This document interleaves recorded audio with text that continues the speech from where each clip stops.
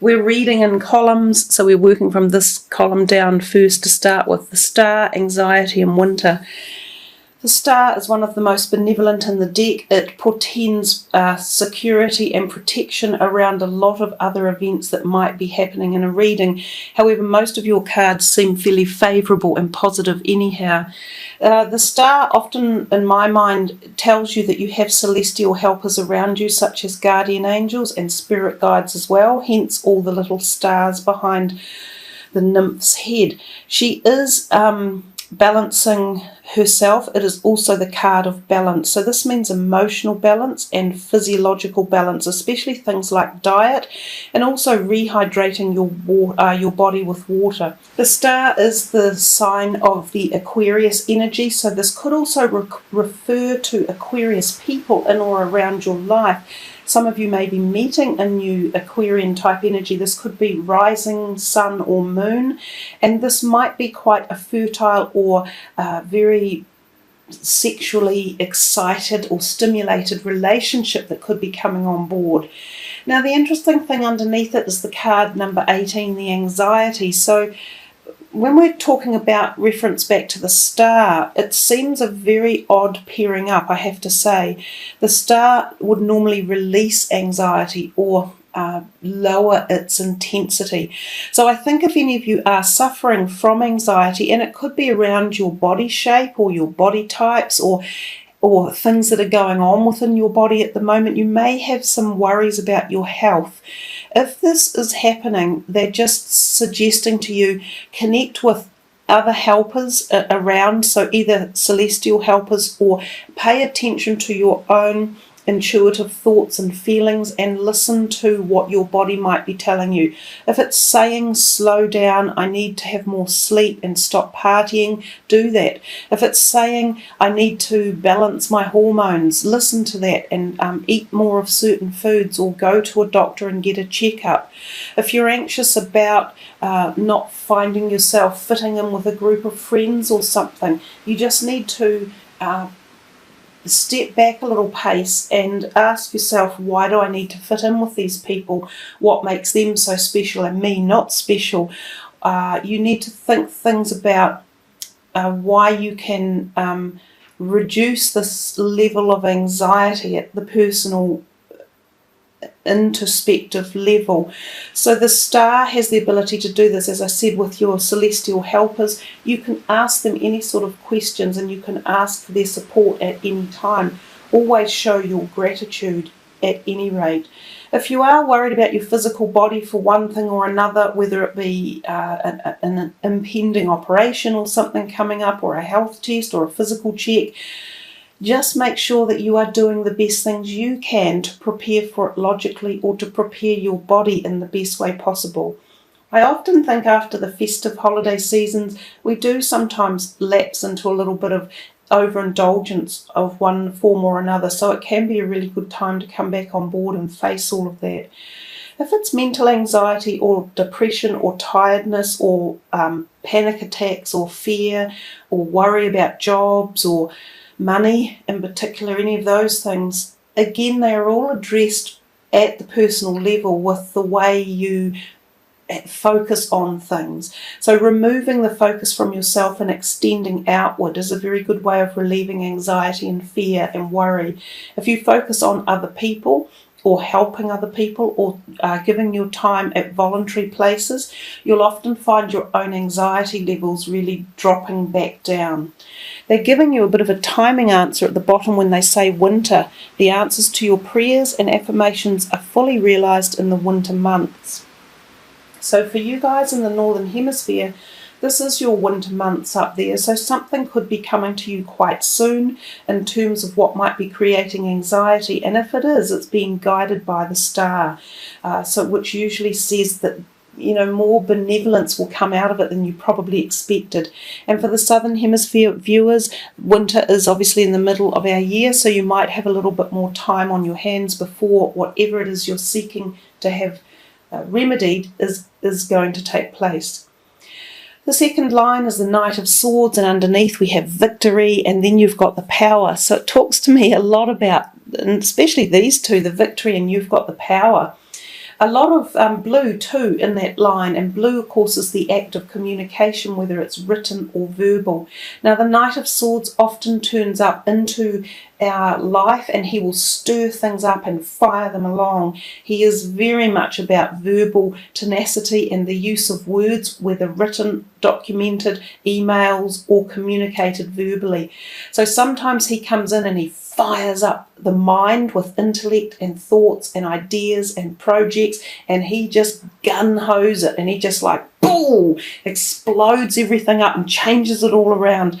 So this could be internal thoughts that are coming to you. This could be ideas, concepts. It could be that you are addressing situations in your life that need remedying or fixing.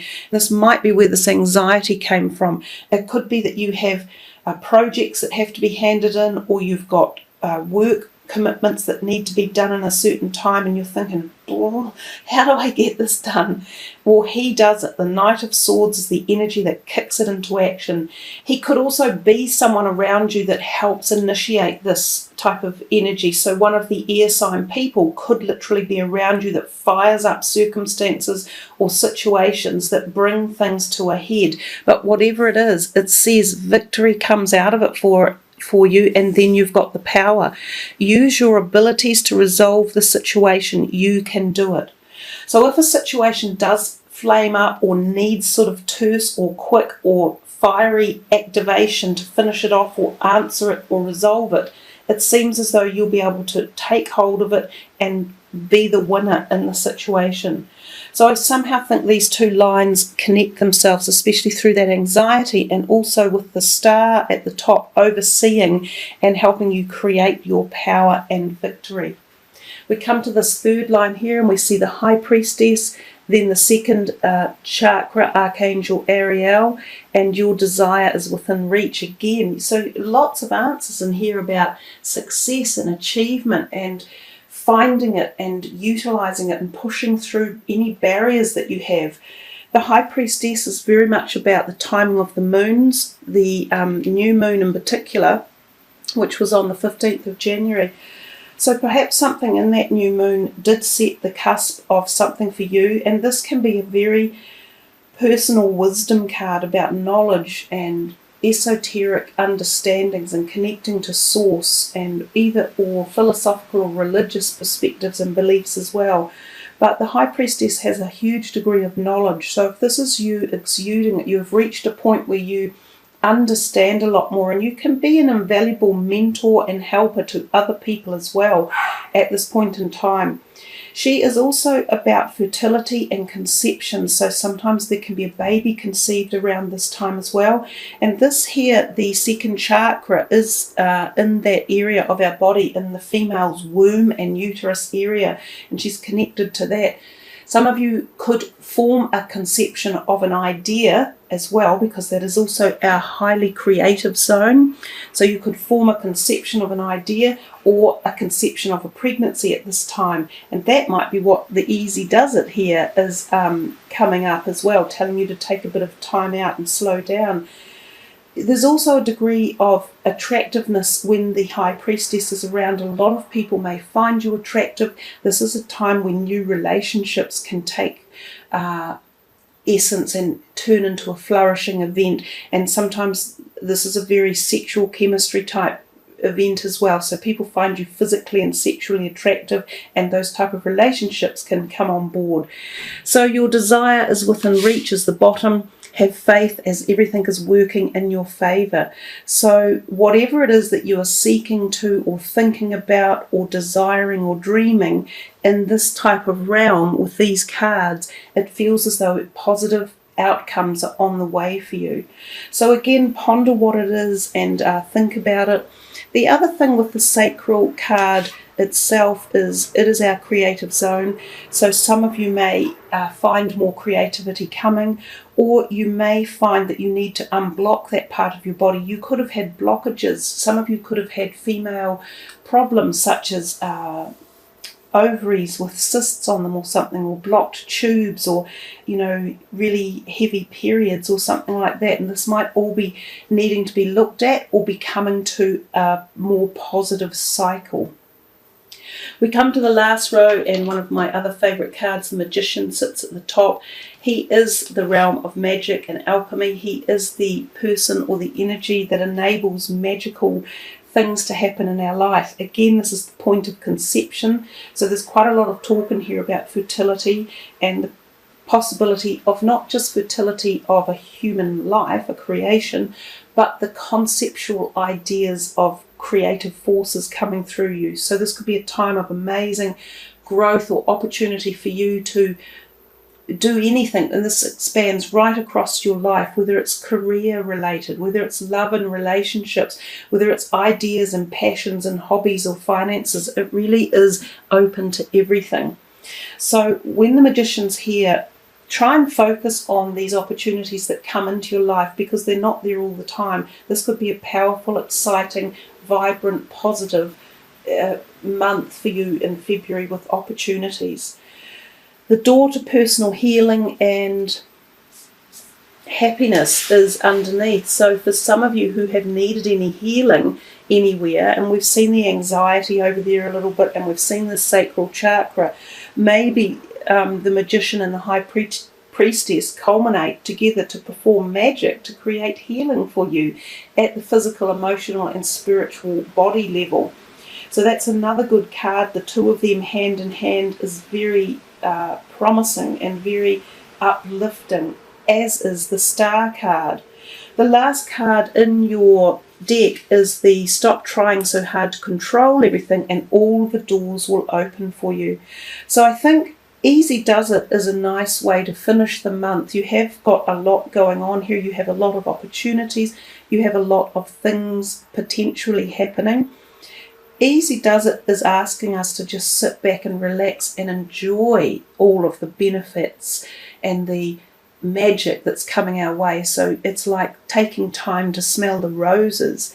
But it also says if you stop trying to control things, the doors will open for you.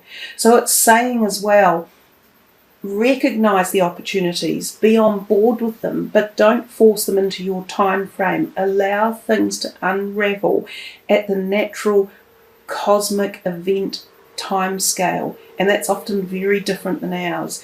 So if there is something you're trying to force into happening in a certain time frame, let it go a little bit. You've got two timing cards in here, Winter and Easy Does It, and then Within Reach is almost saying, you know, it's all coming together, Cancer. So just breathe it out. Enjoy the pleasure, enjoy the magic, and enjoy these wonderful moments.